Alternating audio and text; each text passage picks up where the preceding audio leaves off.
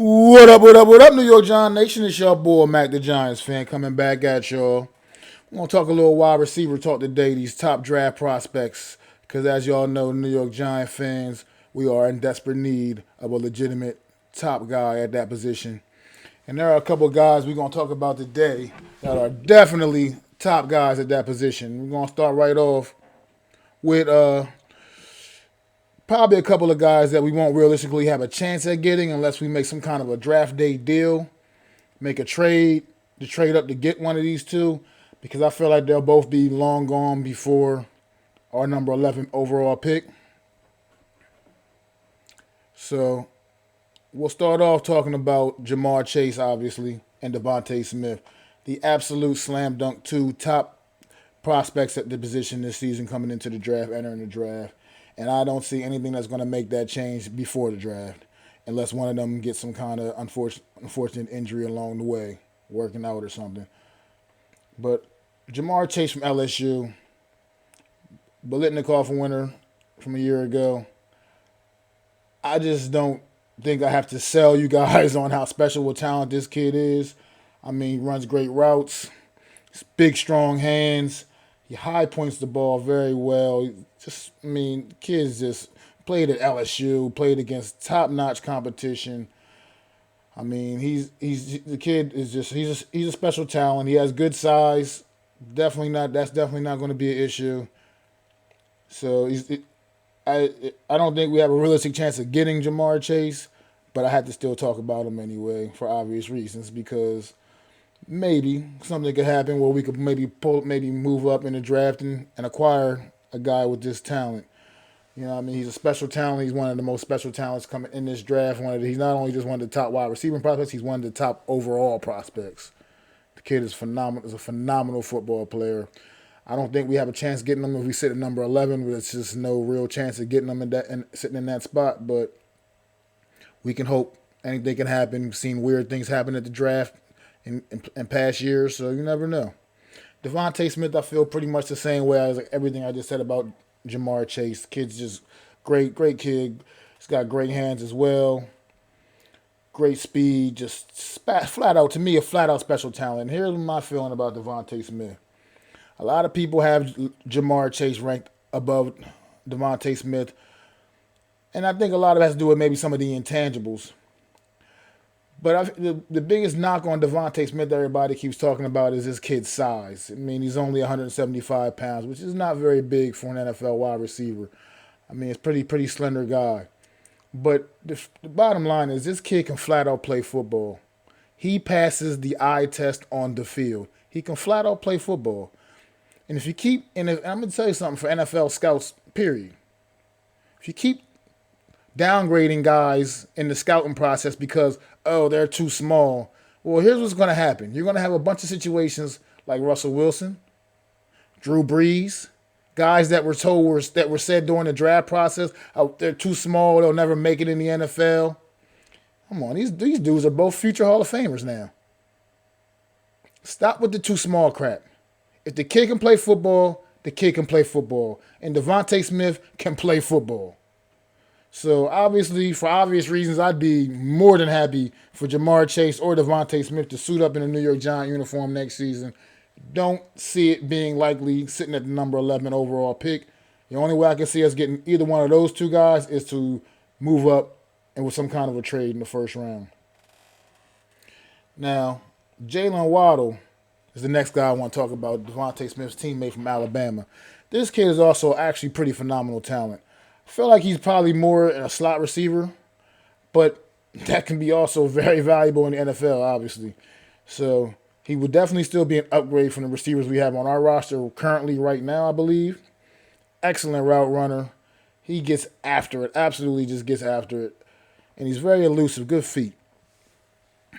So Jaylen Waddle is a more realistic expectation at number 11, but honestly, he might not even be sitting there either, to be quite frank. However, I would not make any kind of a trade up from the number 11 spot to get Jaylen Waddle. I'm not saying the kid's not he's not Devonta Smith or Jamar Chase. He's good, but he's not as good as those two as far as I'm concerned. He's not.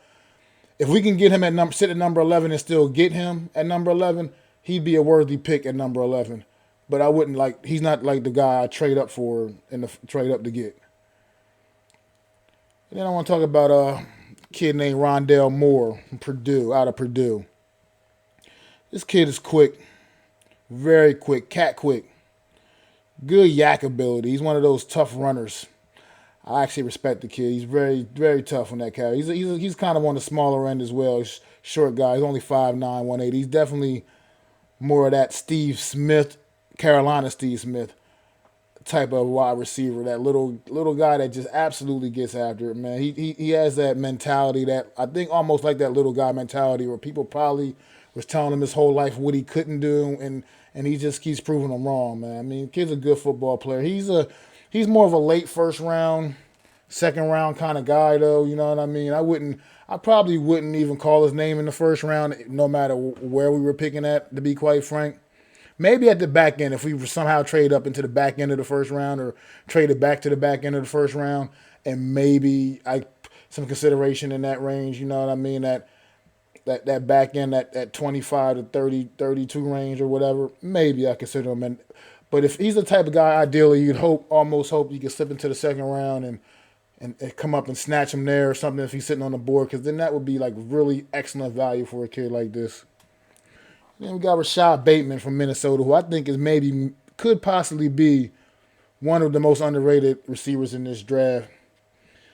I mean, the kid, he has absolutely great hands. He's physical, and he just demonstrates natural playmaking instincts. He just has the ability to go and make plays for you in the clutch when you need it. He kind of reminds me a lot of that dependable possession receiver like a Keyshawn Johnson that can make a career of that. You know what I mean? But I think he could even be better. I think he has more explosiveness than Keyshawn Johnson. Could actually be a better overall NFL receiver. And Keyshawn Johnson was a pretty good one.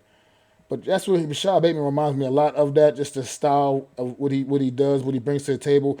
He's also another guy that you just hope, like maybe if he's sitting there, value, you know what I mean, come up in the second round and get him.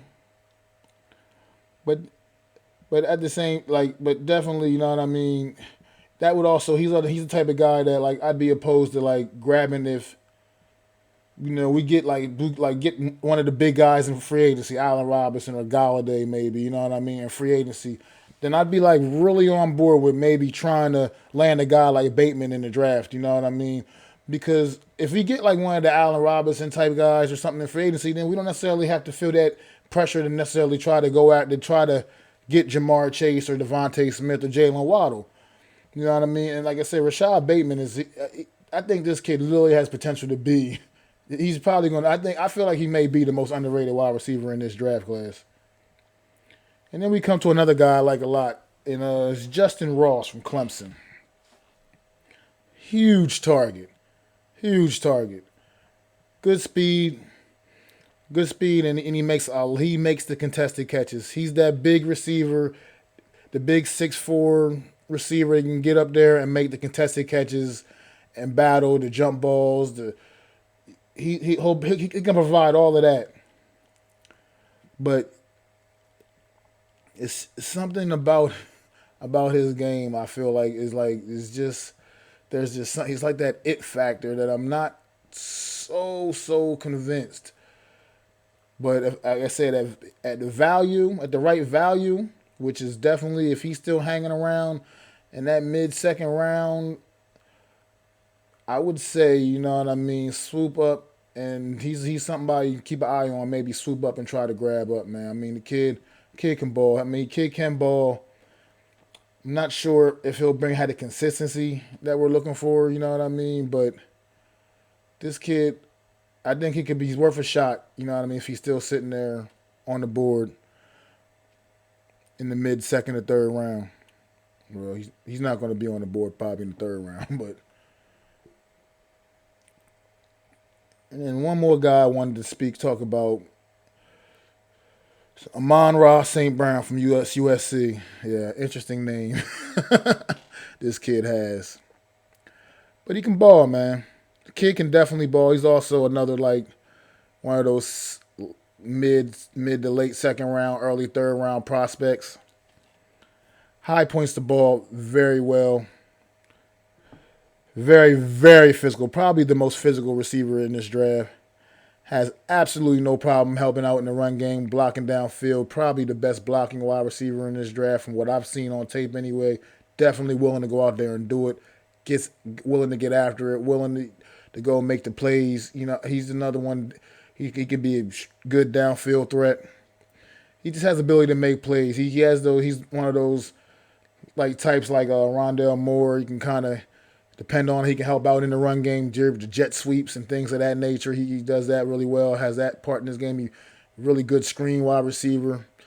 Really just another I think kind of underrated talent that could really be literally sitting on the board in the third round. He could literally make it to the third round, and I think he's just an amazing value there as well. A lot of this is going to depend, obviously, on free agency, too, what the Giants do in free agency at that position, because if they address it in free agency a little bit, like I said, get one of the top guys in free agency, then obviously any one of these guys would be an excellent fit, I feel like. However, if we're not able to address it, get one of those, like say if we, hypothetically, can't do any better than like maybe a Curtis Samuel type in free agency, maybe a Juju or Corey Davis type or something like that, then I think it's very important that we get one of these top three guys, you know what I mean, that I mentioned earlier on the video. Jamar Chase, Devonta Smith, or Jaylen Waddle. I think it would be more imperative to get one of those guys if we only got like a Curtis Samuel type in free agency, you know what I mean? Now, if we get like a Kenny Galladay or Allen Robinson, even Godwin type maybe, then we're talking about, you know what I mean, I'd be okay with the Rashad Batemans and the Rondell Moores or Justin Ross types. You know what I mean? It just depends how things play out as we get through free agency. So I'm getting ready to get up out of here, and I just want y'all to say thank you for listening. And if you're down with the content I'm spitting, please drop by my channel, hit that subscribe, hit them likes. Drop a comment, let me know what y'all thinking, and please ring that bell so y'all know when I'm coming back with dropping new content. It's your boy, Mac the Giants fan. That's MACDA Giants fan. You can find me on Twitter, YouTube, and Facebook at that same handle. That's MACDA Giants fan. It's your boy, Mac the Giants fan. Peace.